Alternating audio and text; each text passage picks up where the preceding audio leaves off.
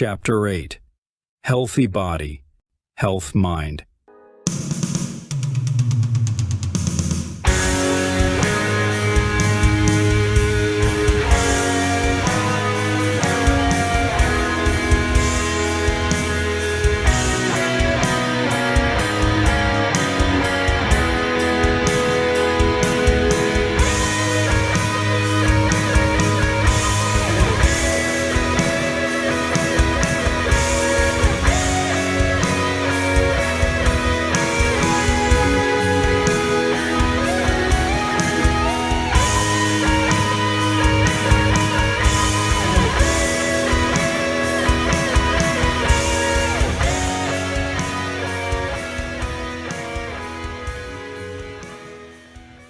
Sow a thought, and you reap an action. Sow an act, and you reap a habit. Sow a habit, and you reap a character. Sow a character, and you reap a destiny. Our destiny is tied directly to, and starts with our thoughts. Ralph Waldo Emerson. Against alcohol and drugs. Ready to hear the insult that will disrespect the entire world? Drugs and alcohol are for losers who cannot accept reality for what it is. Now more than ever, in the present day, you need an excuse not to drink alcohol. There are countless excuses to drink alcohol. It's my friend's birthday, my anniversary, a celebration. I'm sad. I'm happy, my wife left me, my kids hate me, I hate my job, etc. Cultures, media, and society portray drinking alcohol as a virtue, but in reality, it's stupidity. Alcohol is an interesting drug. It is the only drug that, if someone does not consume, people automatically assume there's something wrong with you because of how engraved it is in our cultures.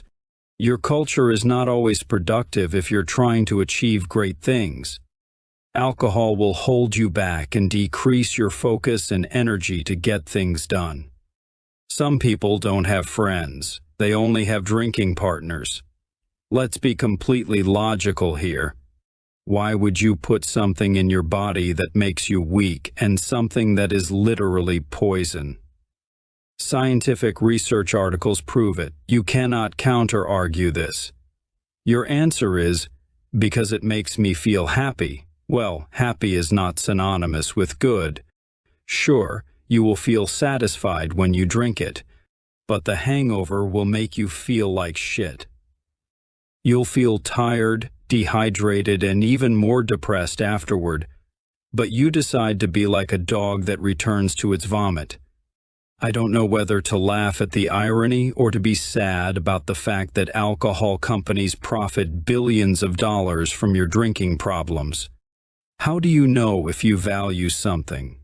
And how do you know how much you value that thing? Well, how much are you willing to pay for it? And how many times are you willing to pay for the same product or service? If you're willing to trade your hard-earned money for drugs and alcohol, then by default, it means you value it in your life. Seek professional help or supportive people who will help you end your bad habits. Drinking often leads to making poor choices, harming yourself, and negatively impacting your health. It can hurt relationships with those around you, turn you into a liar. Alcohol has the power to ruin your life. You deserve something better. Alcohol should not define the purpose or meaning of anyone's life. Let's take this hypothetical scenario. At the age of 18 after high school, a businessman approaches you. He tells you, if you sign this contract for the rest of your life, I will steal your health, energy, family, and everything dear to you. You will also die 20 years earlier and steal thousands of dollars throughout your lifetime. And what will you get from this contract in return? Absolutely nothing. Now, would a logical or even an emotional person sign this? Obviously, no. Then why do we think and behave as if the opposite is true? We are willing to give up so much that it is us, and that will be us for a drink of alcohol. We become crippled versions of ourselves, but we accept it and don't do anything about it. What a fucking shame and embarrassment we are to those who are virtuous and have achieved the best version of themselves. The majority of people take this shit deal and sign away to become a mediocre version of themselves out of weakness, laziness, and conformity. If they are doing it, then maybe I should too. Do you know what happens when you don't drink alcohol? Obviously, the exact opposite. You have your health, family, extra 20 years of life, extra energy, and extra thousands of dollars in the course of your lifetime. Only good things occur when you remove alcohol from your life equation. There are no beneficial effects of alcohol, and it has no therapeutic effects.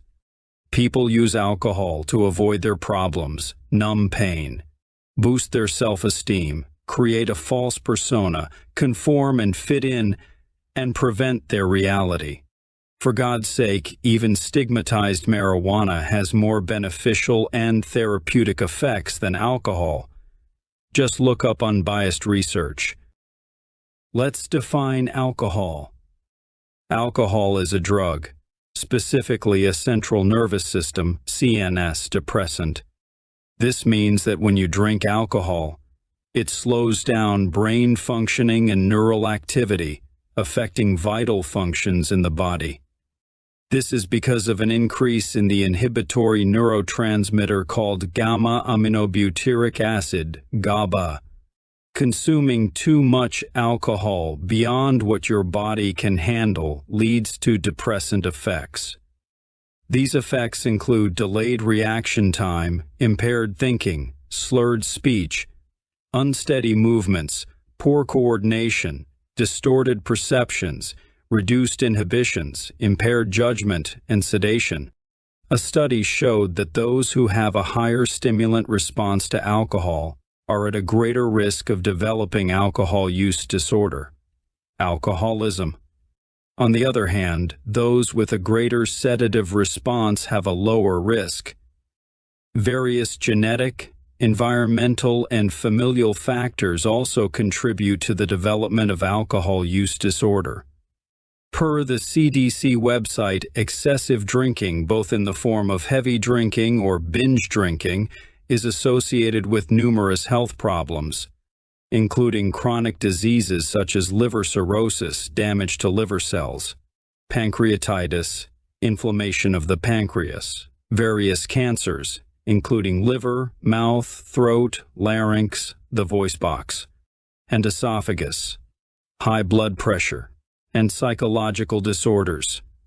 It is the cause of unintentional injuries, such as motor vehicle traffic crashes, falls, drowning, burns, and firearm injuries.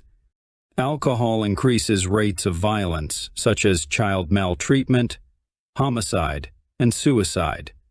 It can also harm to a developing fetus if a woman drinks while pregnant. Quitting alcohol gives you access to better social connections. Those who are successful not just financially but with their health and relationships do not drink. You will learn from them and incorporate their good habits and virtues of character into your life. People drink to avoid harsh, painful truths and feelings because they do not know how to deal with them. Maybe you're the insecure, bitter son of a bitch who beats his wife, thinking it's okay to beat someone half his size because they can't defend themselves. Perhaps you're a coward who hates himself, thus inflicting pain on others to feel powerful. Maybe you use alcohol to cope because you were physically or verbally abused as a child. Perhaps you had an absent father or mother, or maybe they were physically present but emotionally absent, lacking the wisdom to handle their own problems, and you learned from them by resorting to alcohol. This becomes your incorrect way of coping with pain, stress, tragedy, and a cruel universe. You're sadly repeating the loop, but you don't have to because, unlike them, you now have the wisdom to accept and change the problem. If rock stars who abused cocaine, heroin, alcohol, acid, etc. became sober, then why shouldn't you be able to? We are all human after all, redeemable characters in our stories. You will find a better understanding of yourself and a better appreciation of life, especially the small, simple things that truly matter. The handful amount of things in life that make life meaningful and worthwhile. Family, friends, art, food, beauty, truth, wisdom, and career. Through the media, the youth has always had the pressure of drowning in alcohol for the sake of pleasure, happiness, and acceptance. However, alcohol brings isolation and loneliness, which is in the physical and psychological sense because, in the end, it is a depressant. People will abandon you, especially when you hit rock bottom. You are seen as nothing but a disease and infection that, if approached, sickness and pain will be contracted. Alcohol will make you selfish, violent, and aggressive and ruin your job and relationships. But you may say, "Well, William, you're being ridiculous. I only drink socially and to party. I'm in control of it." Sure, but that's everyone's starting point. What happens to you will determine how much you drink. Alcohol will become a catalyst for your self-destruction because, for most people, the results of drinking are seen in the long term. Not so much in the short term. You need to see the bigger picture and ask yourself, where would I be in 5 years if I didn't drink alcohol? The world is a big contradiction. To be drunk is to numb yourself from pain through intoxication. We feel joy when drunk, but we confuse it with feeling numbed and unconscious because ignorance is bliss. Getting drunk is to self-deceit that the world is not full of suffering. However, if you're someone who genuinely enjoys drinking alcohol for the taste, then you need to negotiate with yourself in a manner that makes you the most productive. Being a tyrant to yourself and never having a drink again could have the opposite effect and make you relapse. Ask yourself, what would I have to do in my life that would make it better, that would allow me to reward myself with a bit of alcohol? For you, it could be getting some chores done around the house since your house is a mess, or even keeping a long-term stable job for once so you can pay your bills. Find what works for you so you can have your cake and eat it. We need to understand what our needs are as human beings. Psychologist Abraham Maslow's hierarchy of needs best helps us understand that his hierarchy is broken down into 5 levels. In the first level, we find our physiological needs, which include food, oxygen, rest, activity, shelter, and sexual expression. On the second level, we need both physical and psychological safety, a setting that's reasonably predictable, providing familiarity and a measure of freedom from fear and chaos. The third level includes our need for love and belonging. These can take place as close, intimate relations, social relations, and a place in the social structure. At the fourth level, it becomes very individual. We need our self-esteem, the need to feel self-worth, self-respect, and self-reliance. Finally, in the fifth level, we need to satisfy self-actualization, which is our realized maximum potential. This is when you become everything that you're capable of becoming. Beware of what you communicate. Logos is the speech and communication that turns thought into action and therefore reality. As a youngster, I said, I was going to learn an instrument, make my music, and be an exceptional artist. It happened through my speech and actions. One of the most valuable lessons I learned in my communications classes in college is that you cannot not communicate. Your appearance communicates much about you. You're fit, chubby, tall, cute, ugly, etc. It is human nature to judge by appearances. We are hardwired for simplicity and low resolution. How you are judged is determined by how you dress and by the image you portray. Be careful what you're consciously communicating. Dressing well prevents you from being judged harshly by others, especially the opposite sex. However, the first thing people notice about you is your physique, height, and weight. While you can't change your height, you can change your weight. We are quick to say things like that fat guy, that hot girl, or the skinny guy, or the buff guy. Like it or not, we are hardwired to find athletic bodies more attractive. It communicates to our biology that the male is fertile and the female can conceive a child. The beautification of the body through media and biological conditioning determines who we want as a partner and who we are biased toward.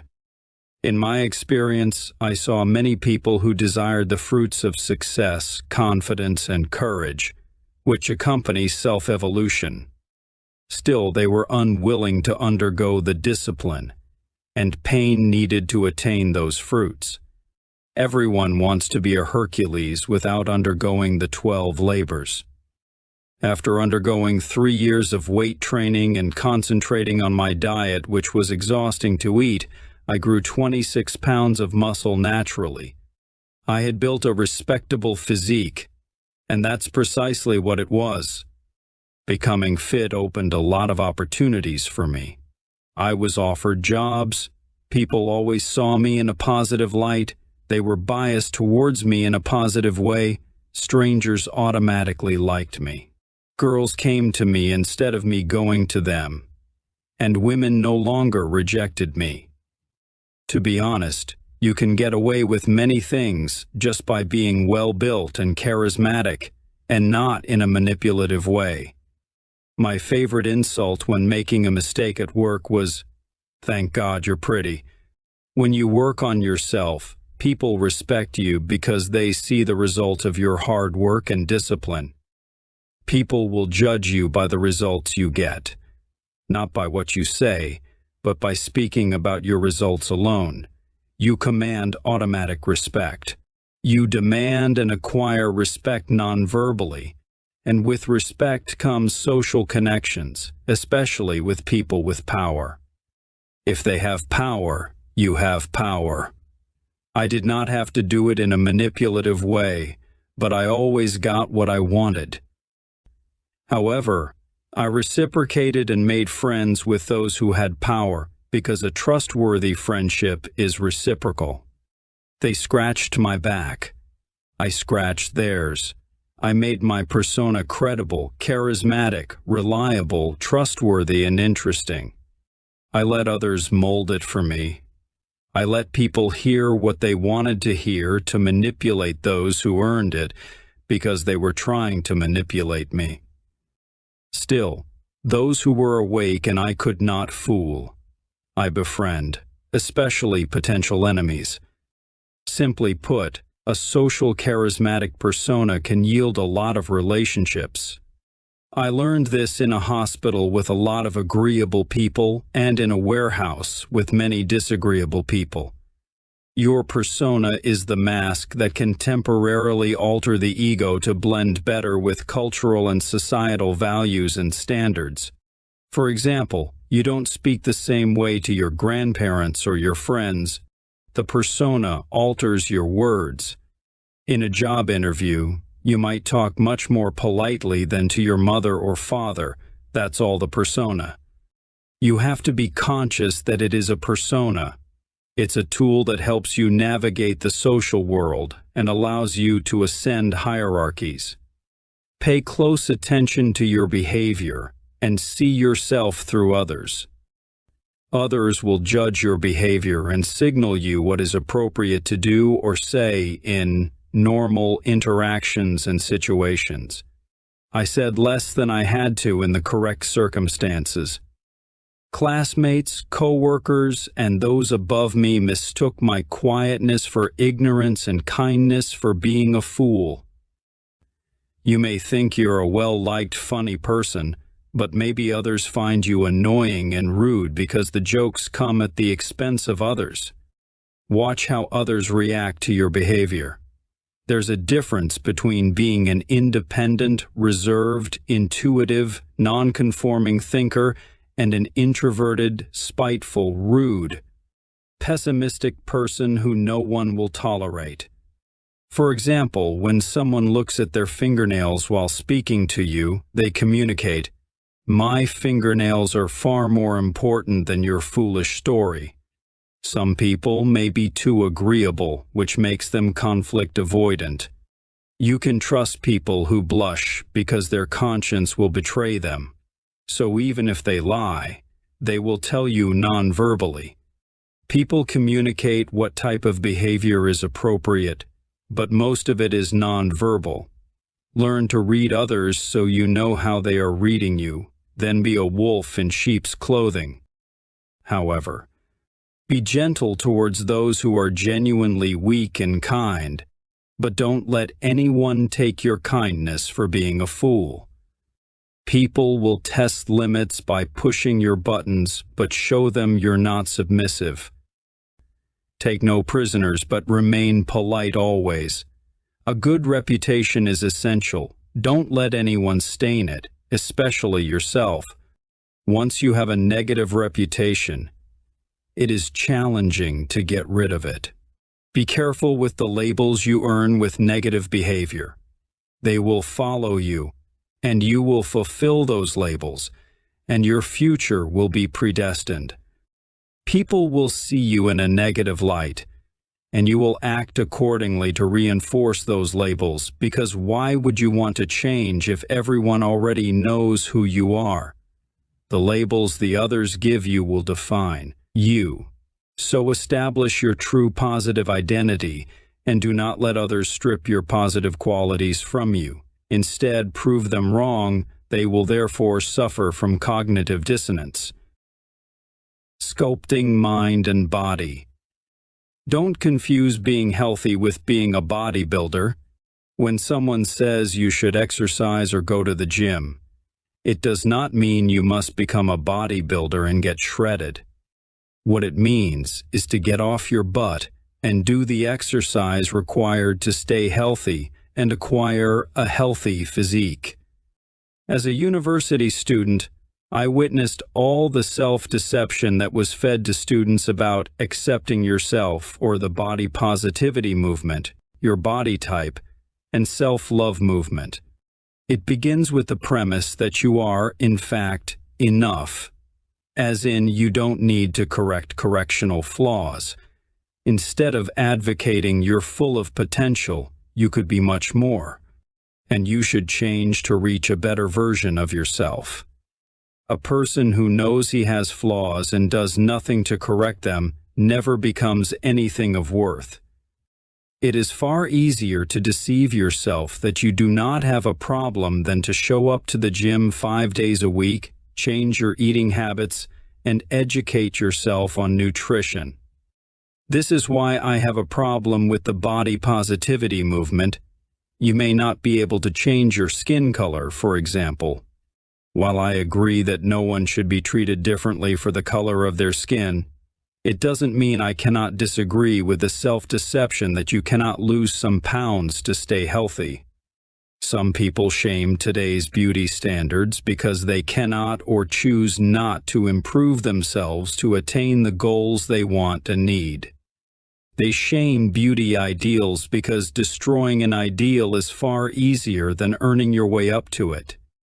Instead, people envy and bite their lips in disdain and shame those who achieve their dream physique. If you genuinely love yourself, why wouldn't you want to change to improve yourself? A rational person doesn't put something in their body that makes them weak or that will eventually make them develop chronic diseases. A sensible person who loves himself aims at self-improvement through change, hard work, and dedication, which is everything that the self-deception of the body positivity movement is not.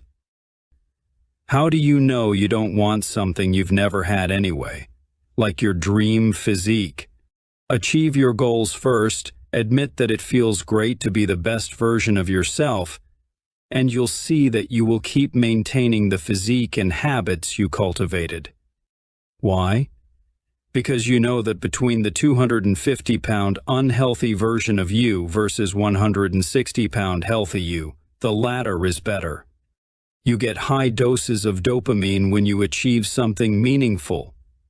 When you start taking care of yourself, others will notice. And they will want to surround themselves with you because no one wants to hang out with negative people who pull them under. You're changing your life and that of others by influencing and inspiring them so that they too can be great. Health is another form of wealth. What's the point of being rich if you're too sick to enjoy your riches? You may have money, but you may not have internal or external peace. You may have the resources to be healthy, but not the disciplined character to even achieve your dream physique. What's the point of having money if your life is so miserable due to lack of friends, a shitty marriage, strained family ties, and a mind filled with neurosis? Only a few wealthy individuals are truly happy, and they tend to be the humble ones. Jordan Peterson teaches us that your desire is for the world to present itself as a set of tools. This desire is linked to your perceptual system, which is influenced by dopamine, the same system activated by substances like cocaine or methamphetamine. It's the dopaminergic system that generates positive emotions when you come across something aiding your progress towards a goal. Contrary to common belief that happiness is solely tied to achieving goals, it's not entirely true. Upon achieving a goal, a new challenge emerges, determining the next goal. This transition poses a significant dilemma. However, the bigger problem is when someone doesn't have motivation or aspire to have any goals. No goals mean no direction. This means you suffer meaninglessly. Those who have nothing and struggle through life to survive with their family have far more meaningful lives than the emotionally broken wealthy family who has riches. Why? Because money and riches have the power to leave you without struggle and goals, thereby without meaning. Necessity and providing for yourself and others equates to meaning. An abundance of resources at your disposal does not trigger your survival instincts. Providing for your family is one of the main reasons to live, which gives you dopamine, for example. Your daily routine is part of the things you should care about every day. It needs to be worked out and layered in an orderly manner, in a way that allows you to tolerate life. Cooking, for example, simply needs to be done. It's not fun to most people. It's just a chore, and you need to accept it. You may think buying food is less work because you don't cook, but it is more work because you must work for the meal. For example, if you're getting paid $20 an hour and eat 2 $10 million seal combos, you're working 1 hour to pay for your meal, so you work the rest of the 7 hours. But if you cook for 1 hour, you save $20 and eat healthier by cooking yourself. Buying groceries and cooking at home is always cheaper because of the quantity. You are what you eat at the end of the day. The calories you intake are used to make new cells because the old ones need to be shed.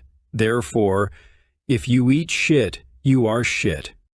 If you eat like shit, then you'll feel miserable, lousy, and with low energy. Don't buy fast food. It is expensive. When you do the math, compound interest will make you realize that you're wasting too much money on a single meal, whereas 5 fast food meals could potentially buy you 5 days' worth of food if only you decide to cook. After acquiring my associate's degree at age 21, I was 36 pounds overweight. I was depressed, anxious, emotionally separated from friends and family, stuck in school, work, music, eating, sleep, and repeat loop. I was simply blind to how much weight I was gaining because I had the illusion that a physically active job was keeping me healthy. However, that was far from the truth because the eating habits in the same job were a catalyst to gaining weight in an unhealthy manner. One day, I owned up to the fact I was fucking fat. I didn't like what I had become. I looked at myself in the mirror while watching the film Troy, starring Brad Pitt, and said, "You know what? I can do better. I want to look like that." So, I committed to doing what I said. Flash forward 3 years. I was free from neurosis. My dopamine and serotonin levels were through the roof. I had finished my bachelor's degree. I published 3 music albums alone. And I was confident and courageous enough to travel 33 U.S. states alone inside my roadster. Travel in silence. Keep your love story to yourself. Savor happiness in quiet, for people have a way of spoiling beautiful moments. You have a good life, but something feels missing, and you're bored. You drink and do drugs, though you still function as a member of society. Yet there's a void in your life. You're missing purpose, your dream physique, and a fulfilling partner. Let's say you decide to address both your physical and internal well-being by adopting a proper weight training routine at the gym. You commit to going 3 to 5 days per week, aiming to sculpt an impressive physique that fills you with pride. Now, let's envision 2 different scenarios for your future self. In the first hypothetical scenario, you continue your bad habits but maintain a good career. Realistically, where do you see yourself in 5 years? Perhaps you'll still be in the same place, passively waiting for life to change without taking action to improve yourself. No one comes to save you because you resist change, and others fail to see your value. There's not much growth here, so this is a bad path. Now, consider the second scenario.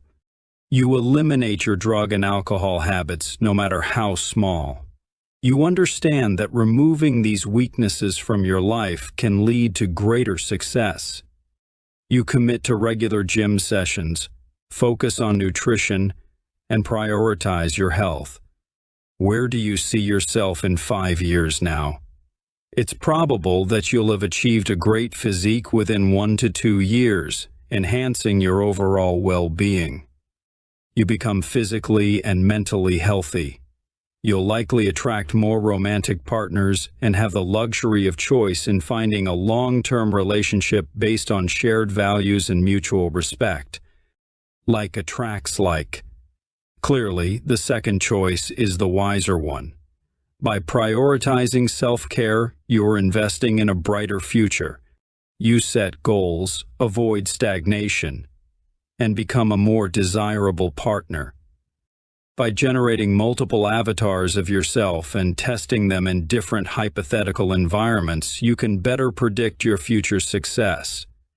Apply this method to every aspect of your life, career, relationships, hobbies, and personal development, to discover what truly works for you. A healthy mind can only dwell within a healthy body. If you want to build muscle, you need to eat 1 gram of protein per 1 pound of body weight. So, if you weigh 150 pounds, then you need to eat 150 grams of protein per day. I eat approximately 180 grams of protein per day to grow and maintain my muscle. I also work out a minimum of 3 to 4 days per week, focusing on muscle hypertrophy.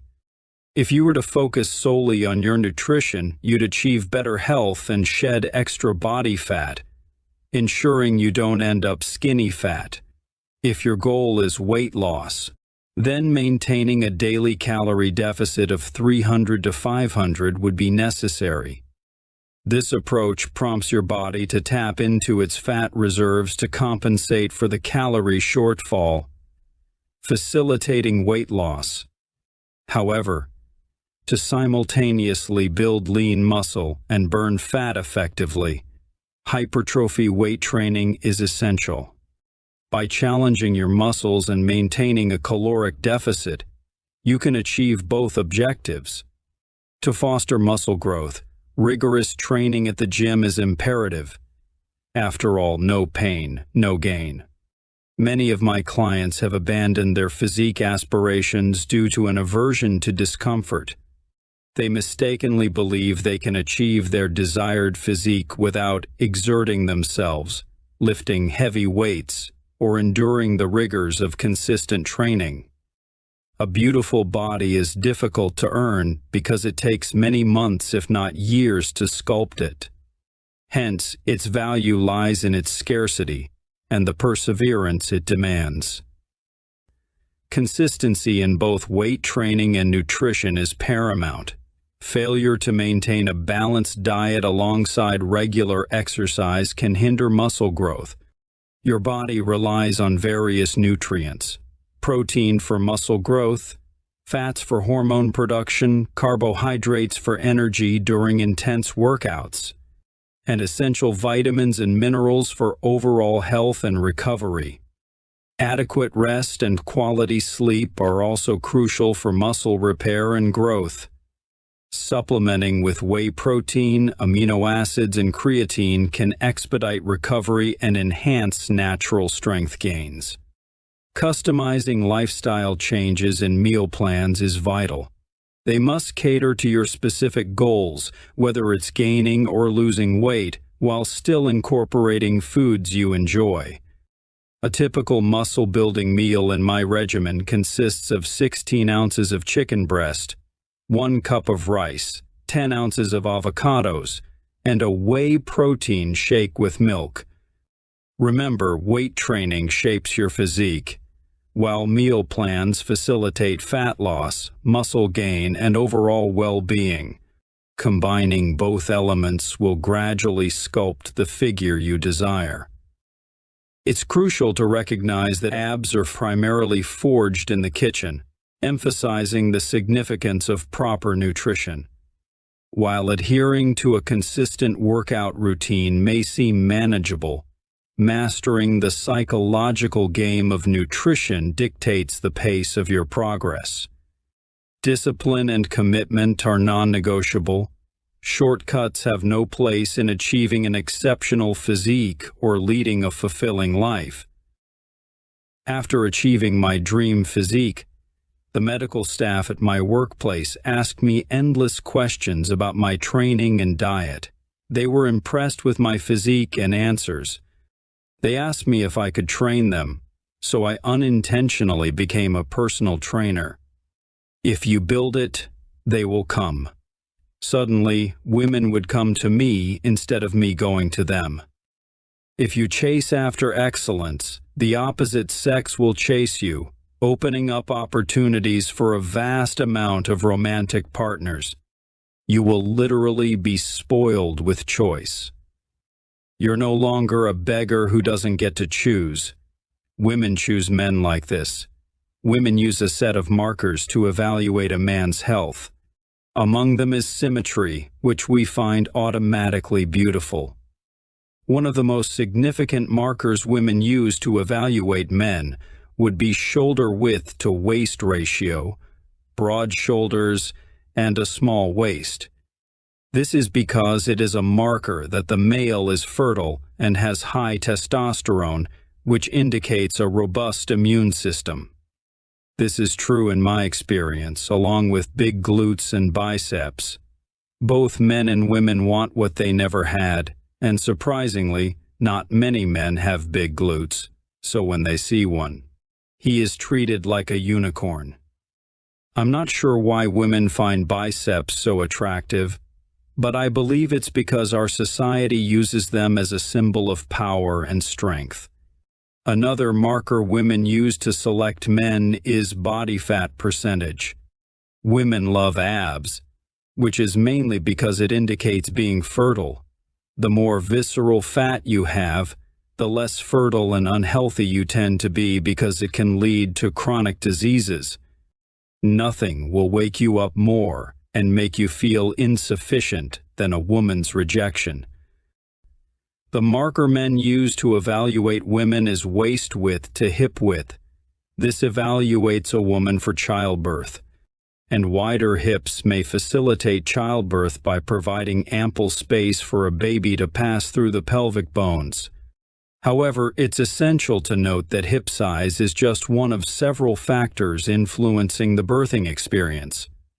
Women mate across socioeconomic statuses or higher, but will not mate unless the man has something more than her to provide. Men don't care much about the woman's socioeconomic status. They will marry down, across, and higher than them. Both sexes evaluate for health, intelligence, attractiveness, and personality because they indicate how successful the partner will be. Would you marry a loser? Your pheromones may, but rationally, you wouldn't. The cold truth is that women will never prefer a weak man over a strong man. We evaluate someone as soon as we see them. We have evolved to do this to increase our probability of having healthy offspring. Pay attention to what you communicate verbally and non-verbally. It is one of the many factors that can potentially change your life. For example, you decide to change your physique, a woman finds you physically attractive, you get to know her. Both of you negotiate a romantic relationship. Next thing you know, you're married and have kids. You chose to work on your body, and she came chasing after you. Your body gets your foot in the door. How can you begin your weight training routine? By doing my routine. I've been using the same gym routine since I was 22. It is also the routine I use to train people. There is no excuse for you not to get results because my routine is yours. You can find instructions on performing these exercises on YouTube. A personal trainer for hire can teach them. In my experience, these are all the weight training exercises you need to build a superhero physique. Notes: every single exercise is repeated for 3 sets and 10 reps. If you're able to do more than 13 reps with any exercise, it means that the weight is too easy for you. You need to add more weight to challenge yourself. Work out 4 to 5 times per week and rest in the days in between. Get at least 8 hours of sleep to recover. Back day, pull-ups, chin-ups, seated rows with cables, seated lat pull-down with close grip, hammer pull-down machine, rear delt butterfly machine. Deadlift and core day. Conventional deadlifts, warm-up set of 10 reps. Conventional deadlifts, 5 sets of 10 reps. Bicycle sit-ups, captain's chair or hanging leg raises, loaded cable crunches, Russian twist, body weight crunches, wood choppers. Leg day, straight dumbbell goblet squat, heels elevated goblet squat. Squat with barbell 5 sets, 10 reps for each set. Hamstring curl machine. Arm day, frontal deltoids, military press dumbbell, middle deltoids, lateral raises, rear deltoid, rear retraction, triceps, overhead extensions, triceps, reverse extension, triceps, dips, biceps, bicep curls with incline bench, bicep curls with supinated hand form, bicep, standard bicep bar curls with easy bar, chest day, flat bench chest press with dumbbells, incline chest press with dumbbells, flat bench barbell chest press, cable butterflies. Fixing 1/3 of my life. Even though my nutrition and weightlifting were on point, there was still 1/3 of my daily life I needed to fix. Working 2 jobs during the summer and with the addition of summer classes in college, my sleep took a hit. Sleep is essential for the body to recover and grow after weightlifting and eating healthy. I researched and found the exceptional science behind sleep by Dr. Andrew Huberman, an American neuroscientist and professor in the departments of neurobiology and ophthalmology at Stanford University School of Medicine. This is what I learned from his YouTube lecture. This was the advice I followed by Dr. Huberman that helped me gain proper, healthy sleep. Get sunlight in your eyes soon after waking up. 5 minutes on a clear day, 10 on a cloudy day, and 20 to 30 on a gloomy day. This boosts cortisol and helps wake you up. If you miss a day, make up for it the next.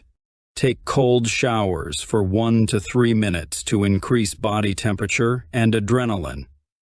Exercise in the morning to warm up. If you have caffeine, wait 90 to 120 minutes after waking up and avoid it 8 to 10 hours before bedtime to prevent a crash. Alcohol and THC affects sleep quality, even if it feels like you get to sleep easier. Eat an early high-fat protein, low-carb breakfast to stay alert and prevent sugar crashes. Have smaller meals to avoid feeling too full and sleepy. Get late afternoon sunlight to signal the end of the day. Dim artificial lights in the evening and use warm showers at night to lower body temperature.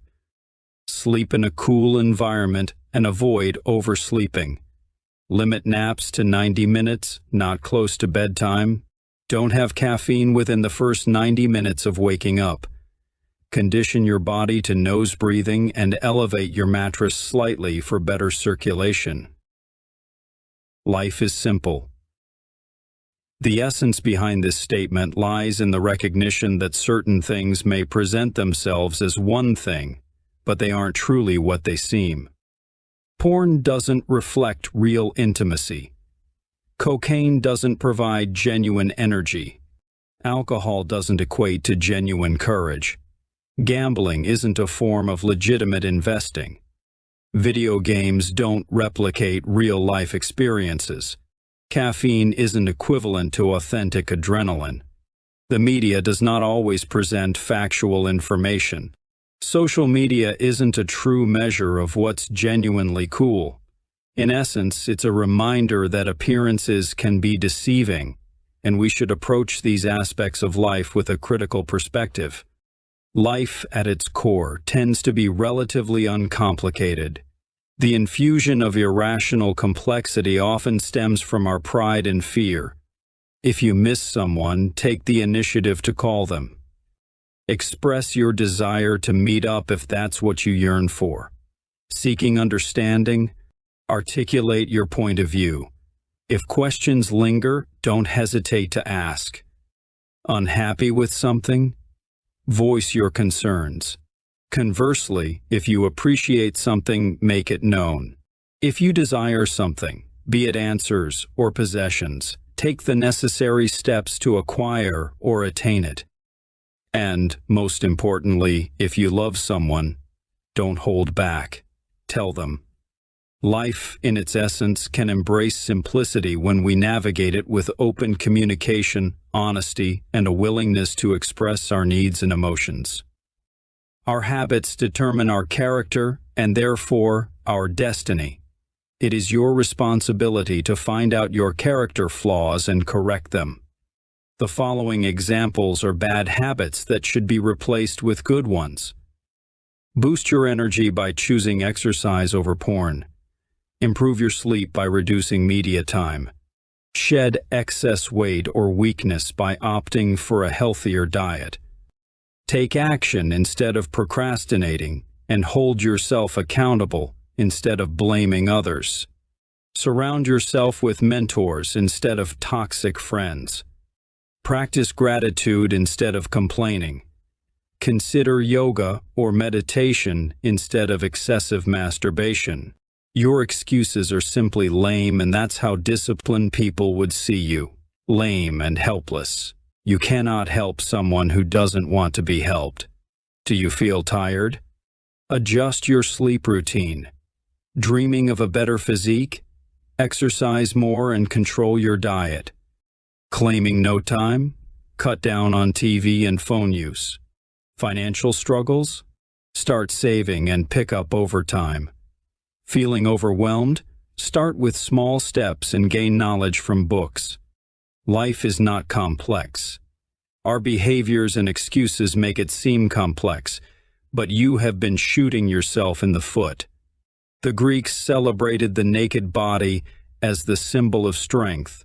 They believed one shouldn't just want to be an athlete and an intellectual.